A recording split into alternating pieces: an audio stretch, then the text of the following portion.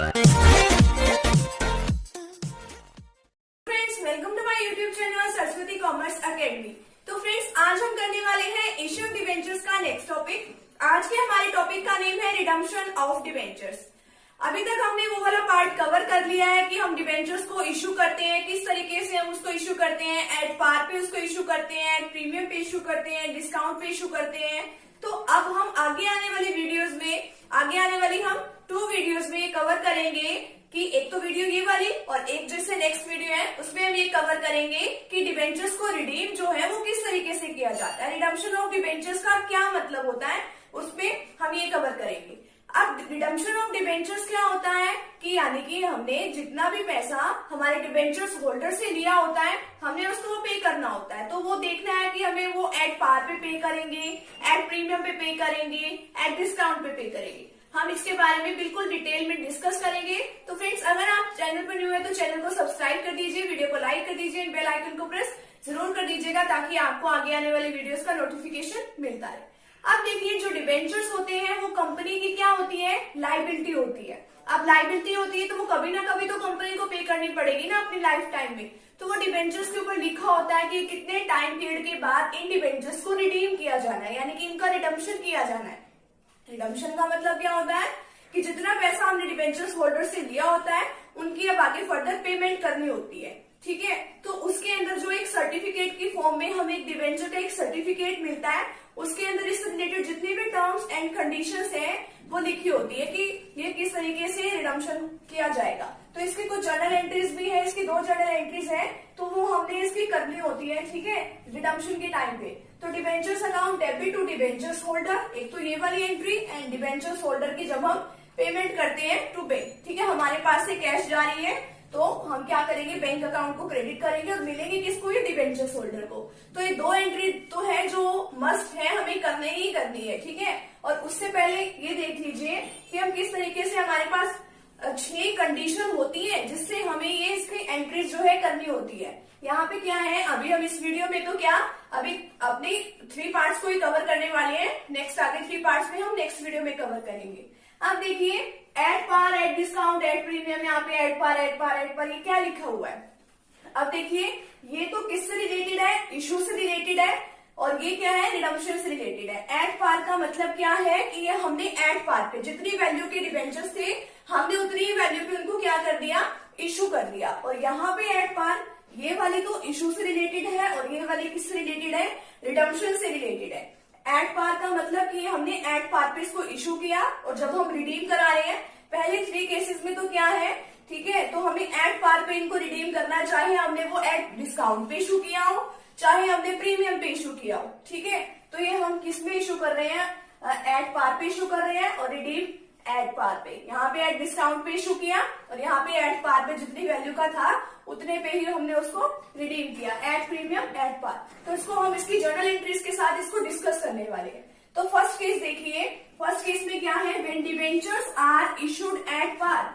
ठीक है, तो जो हमारा डिबेंचर है हमने एट पार पे इशू किया, and are redeemed at par, and are redeemable at par, कि हम जब उसको रिडीम करेंगे तो वो भी एट पार पे ही रिडीम होगा। ठीक है, तो देखिए फर्स्ट केस में इसमें एक एग्जांपल लिया हुआ है, if A debentures of ₹100 is issued at ₹100।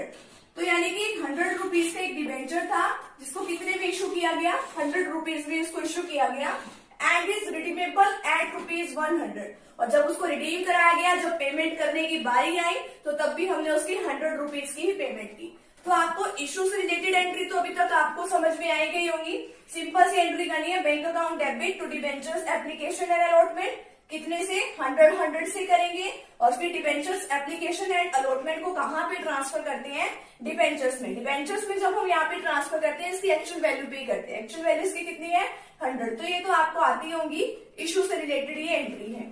ठीक है, और अब देखिए नई एंट्री आप लोगों के लिए ये है, एंट्रीज फॉर रिडम्पशन। रिडम्पशन के अंदर हम क्या एंट्री करते हैं। अब हमने अभी ये सीखी थी, debentures account debit to debentures holder, पहले इसको ड्यू कर देंगे कितने रुपए से, अब हम इसको रिडीम करने वाले हैं 100 से, तो यहाँ पे 100 लिखा जाएगा और फिर हम उसकी पेमेंट कर देंगे, debentures holder account debit to bank account. ठीक है, तो डिबेंचर्स होल्डर से हम इसकी क्या कर देंगे, पेमेंट कर देंगे इसकी तो यहाँ पे क्या है 100 से, तो इस तरीके से हमने क्या किया, ये रिडम्पशन की एंट्री की कि ये 100 रुपए का डिवेंचर था और 100 रुपए का डिवेंचर हमने 100 रुपए में ही क्या कर दिया, इसको रिडीम कर दिया। तो अभी हम इसके सेकंड पार्ट में करने वाले हैं कि किस तरीके से हम एट डिस्काउंट पे तो हम उसको इशू करेंगे, यानी कि 100 रुपए का डिवेंचर है उसको बिल्कुल कम रेट पे इशू करेंगे और जब वो पेमेंट करने की बारी आएगी तो वो हम एट पार पे उसको पेमेंट करेंगे। ठीक है, तो अभी हम उसके बारे में डिस्कस करते हैं। तो चलिए अब स्टार्ट करते हैं इसकी सेकंड। चलिए अब हम डिस्कस करते हैं इसका सेकंड पार्ट कि जब हम इसको एट डिस्काउंट पे तो इशू करने वाले हैं और जब कंपनी इसको रिडीम करके हमें डिबेंचर्स होल्डर्स को, यानी जब पैसा वापस लौटाएगी, पैसा रिटर्न करेगी, तो वो किस पे करेगी, एट पार पे। तो इसको हम एक एग्जांपल के थ्रू भी समझेंगे। When debentures are issued at discount, कि जब कंपनी जो है डिबेंचर्स को इशू करने वाली है, डिस्काउंट पे इशू करने वाली है, तो कंपनी को क्या होगा, लॉस होगा। And are redeemable at par, और उसको रिडीम क्या करेगी, रिडीम पूरी की पूरी वैल्यू पे करेगी। अब देखिए जैसे कि if A debentures of ₹100 rupees का एक डिबेंचर है, इज इशूड एट ₹95, उसको इशू कितने में कर दिया, 95 में, यानी कि वो डिस्काउंट पे इशू किया गया। अब देखिए कंपनीज एक्ट में 2013 में इसके अंदर ये डिफाइन किया गया है कि कंपनी को कोई मनाही नहीं है, कोई इसके ऊपर रिस्ट्रिक्शन नहीं लगाई हुई कि आप डिस्काउंट पे इशू नहीं कर सकते, इसलिए कंपनी इसको डिस्काउंट पे इशू कर सकती है। अब 100 रुपए का डिबेंचर्स 95 में इशू किया गया और जब इसको रिडीम किया गया एंड इज रिडीमेबल एट ₹100, तो 100 का ही था, 100 में इसको क्या कर दिया गया, रिडीम कर दिया गया। तो इसकी जो रिडम्पशन की एंट्री है वो तो बिल्कुल सेम रहेगी। Debentures account debit to debentures holder 100 से और डिबेंचर होल्डर टू बैंक ये भी 100 से। ठीक है, तो जब ये वाला आपके फर्स्ट 3 केसेस हैं, at par at par at par, वो तो इसमें तो जो रिडम्पशन से रिलेटेड एंट्री है बिल्कुल सेम रहने वाली है। आपके में चेंज कहाँ होगा, यहाँ पर जब आप इशू से रिलेटेड एंट्री करोगे। अब जब आपने इशू कितने में किया, 95 में इशू किया, तो आपके पास 95 ही आएंगे। तो bank account debit to debentures application and allotment account, तो आपके पास आपने जब डिबेंचर्स को इशू किया तब आपके पास जो पैसा आया वो कितने आए, 95। तो आप यहाँ पे 100 नहीं लिखोगे, आपने फर्स्ट केस में यहाँ पे 100 लिखे थे जब आपने एट पार पे इशू किया था, बट अब आपको 100 की बजाय आपने कितने में इशू करवाया उसको, 95 में, तो आपके पास 95 ही आएंगी। ठीक है, फिर आपको डिबेंचर्स एप्लीकेशन और अलॉटमेंट को कहाँ ट्रांसफर करना होता है, डिबेंचर्स अकाउंट में। ठीक है, तो डिबेंचर्स एप्लीकेशन और अलॉटमेंट में आपको कौन सी अमाउंट लिखनी है, जो आपके पास आई है 95।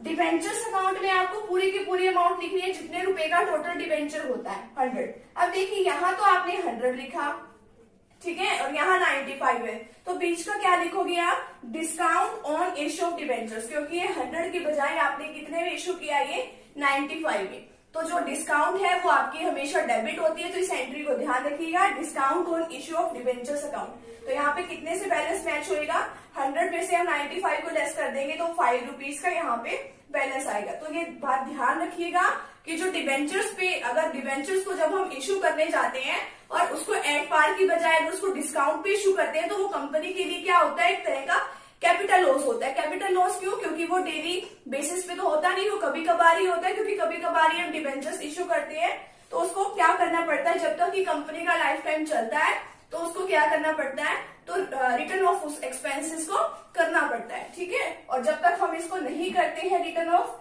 तो हम उसको बैलेंस शीट में जब शो करेंगे तो हम कहाँ पे करेंगे, अनअमोर्टाइज्ड एक्सपेंसेस में हम उसको शो करेंगे। तो चलिए अब देखते हैं इसका थर्ड पार्ट कि किस तरीके से हम इसकी एट प्रीमियम पे तो इसको इशू कर रहे हैं, तो यानी कि एक्स्ट्रा मनी पे इशू किया और जब एट पार पे उसको क्या किया, उसको रिडीम किया। तो चलिए अब इसका थर्ड केस हम देख लेते हैं। चलिए अब स्टार्ट करते हैं इसका थर्ड केस। थर्ड केस में क्या बताया है कि जब हम अपने डिबेंचर्स को इशू करेंगे तो एट प्रीमियम पे इशू करेंगे, यानी कि इसकी जितनी भी वैल्यू है उससे एक्स्ट्रा वैल्यू पे हम उसको इशू करेंगे और एट पार पे हम उसको क्या करेंगे, रिडीम करेंगे, यानी कि जब उसको पैसे देने की बारी आएगी तो उसको एक्चुअल वैल्यू पे हम उसके क्या करेंगे, पेमेंट करेंगे। तो देखिए जैसा कि हम अभी तक अपने पहले 2 केसेस में करते आए हैं, रिडम्पशन से रिलेटेड एंट्री वो सेम होगी, debentures to debentures holder, debentures holder to bank, 100 rupees से ही एंट्री होगी। अब देखिए थर्ड केस में when debentures are issued at premium, कि उसको इशू किस पे किया जा रहा है, प्रीमियम पे, and are redeemable at par, और जब उसको रिडीम किया जाएगा तो वो एट पार पे उसको रिडीम किया जाएगा। देखिए, if debentures of ₹100 is issued at ₹105, तो देखिए होगी ना एक्स्ट्रा वैल्यू। ₹100 का शेयर, ₹100 का डिबेंचर था और उसको मतलब कि इशू कितने पे किया गया, 105 पे, एंड इज रिडीमेबल एट ₹100, और जब उसको रिडीम कराने की बारी आई तो वो ₹100 पे हुआ। अब देखिए, जब भी कोई डिबेंचर्स एक्स्ट्रा वैल्यू पे इशू होता है तो उसके अंदर जब हम उसको ट्रांसफर करते हैं वहां पे सिक्योरिटीज प्रीमियम रिजर्व को हमें क्या करना पड़ता है, क्रेडिट करना पड़ता है। अब देखिए, पहले तो इशू की एंट्री, हमारे पास कितने पैसे आए हैं, bank account debit to debentures application and allotment. अब जब हमने 105 पे इशू किया, यानी कि हमारे पास ₹105 आए हैं, तो bank account debit to debentures application and allotment. इसकी सेकेंड एंट्री क्या करेंगे, debentures application and allotment account debit, ठीक है, to debentures account to securities premium reserve. अब जब भी हम कोई एक्स्ट्रा वैल्यू पे उसको इशू करते हैं तो सिक्योरिटीज प्रीमियम रिजर्व को तो हमें उतनी वैल्यू पे दिखाना होता है। सिक्योरिटीज प्रीमियम कितने का हुआ, 100 का था, 105 पे इशू किया गया।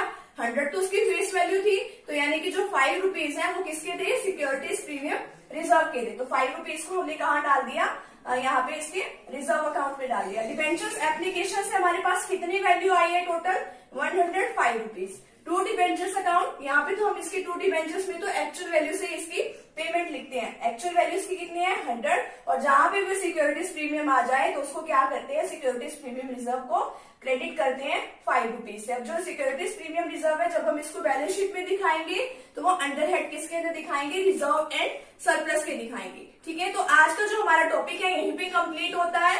आज हमने इसके पहले 3 केसेस कर लिए हैं, ठीक है, रिडम्पशन ऑफ डिबेंचर्स के। अगली नेक्स्ट वीडियो में हम क्या करेंगे, इसके अगले नेक्स्ट 3 केसेस हम इसके डिस्कस करेंगे, तो आप अगली वीडियो भी जरूर देखिएगा। तो फ्रेंड्स, अगर आप चैनल पर न्यू है तो चैनल को सब्सक्राइब कीजिएगा, वीडियो को लाइक कीजिएगा एंड बेल आइकन को प्रेस जरूर कीजिएगा। मिलते हैं नेक्स्ट वीडियो के साथ एंड नेक्स्ट टॉपिक के साथ। Thank you very much.